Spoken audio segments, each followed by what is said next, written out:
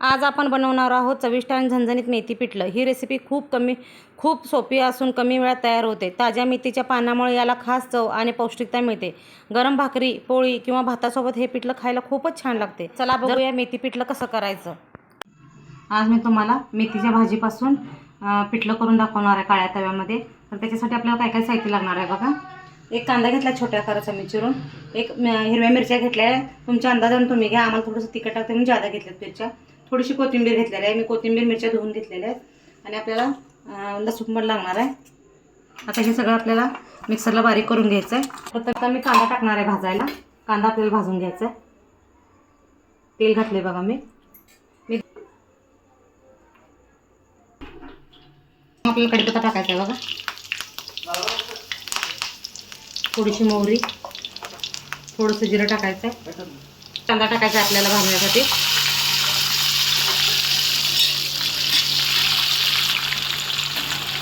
आता आपल्याला पहिल्यांदा कांदा भाजून घ्यायचा आहे बारीक। यामध्ये बघा आपल्याला थोडंसं जिरं पण वापरायचं आहे। हे लसूण, कोथिंबीर आणि मिरच्या आहेत आणि थोडंसं जिरं पण घातले बघा मी।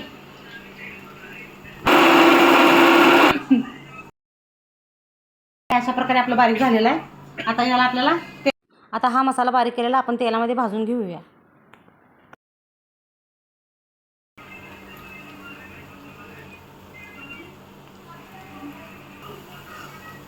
मिरच्या थोड्या चांगल्या भाजून घ्यायच्या।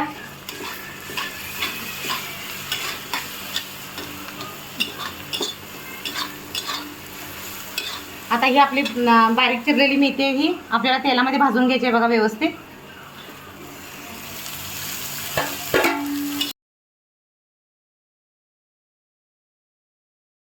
यामध्ये थोडीशी आपल्याला हळद पूड आणि मीठ टाकायचं आहे।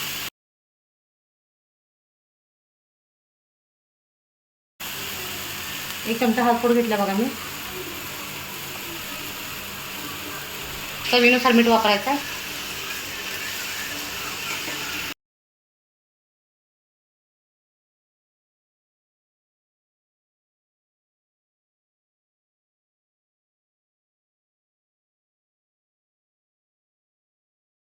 आता जरा आपली भाजी शिजूपर्यंत गॅस आपल्याला मंद आचेवरती ठेवून झाकण ठेवायचं याच्यावरती। आता आपल्याला गॅस बारीक करायचा आहे बघा।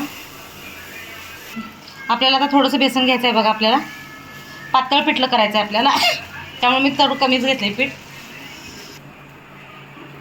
बघा। आता आपल्याला अशा गुठळ्या होणीत म्हणून असं पीठ पहिल्यांदा असं व्यवस्थित फेटून घ्यायचं आहे। जर डायरेक्ट आपण जर वाळलं पीठ घातलं तर गाठी होते त्यामुळे हे अशा प्रकारे बघा पाण्यामध्ये आपल्याला व्यवस्थित हलवून घ्यायचं सगळं गाठी होणीत म्हणून। बघा आता आपली 5 मिनिटं भाजी मी शिजवून दिलेली आहे बघा। अशा प्रकारे आपली भाजी शिजलेली आहे। आपली एकसारखी भाजी चांगली शिजलेली आहे। आता आपलं हे पीठ बघा यामध्ये ओतायचं आपल्याला।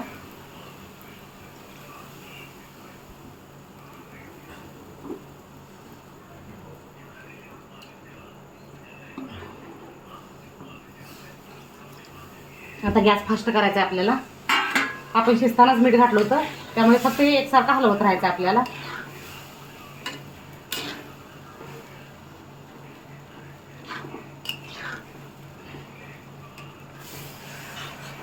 एक आपल्याला 3 ते 4 मिनिटं फक्त बारीक गॅसवरती याला शिजू द्यायचं आहे आपल्याला। बेसनचा कच्चा वास असतो ते जोपर्यंत आपल्याला शिजू द्यायचं आहे।